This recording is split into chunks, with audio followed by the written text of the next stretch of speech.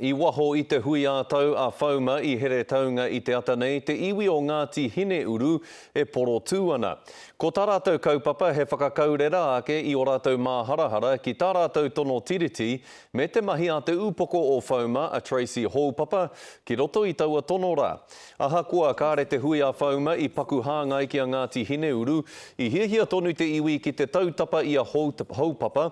I te mea hei tā rātou he tukinga whakaaro ōna I roto I tāna noho hei māngai ki te uepu ngahere karauna me tāna noho hei kai kōkiri I tā rātou tono tiriti. Hei tā John Wano, māngai o Ngāti Hine Uru, I tōna tikanga he kai tohu noiho a Haupapa. Engari nāia nei ko ia te kai kōkiri, koe neke hia ia te tari I whakatūria ai mo te tono a Ngāti Hine Uru ki kirikiri roa. Ko ngā kaimahi he rāwaho ke kāre anō kia tūtaki hia e te iwi. Hei tā Wano anō kāre a Haupapa I whakamohio ki te iwi ko ia hoki te upoko takirua o ngā māngai Māori ki te uepu ngahere karauna.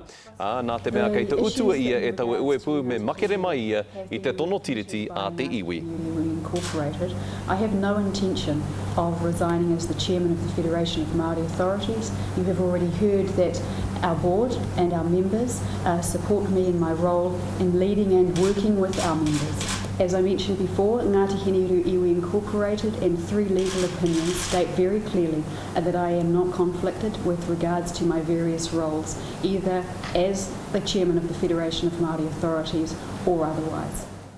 Tāpiri atu ki tērā, hei tā Haupapa ko tā whauma I tēnei tau, he whakanui I te 26 tau o ā rātou mahi, me ngā hua kua taka I ā rātou ki ngā whānau puta noa I te motu.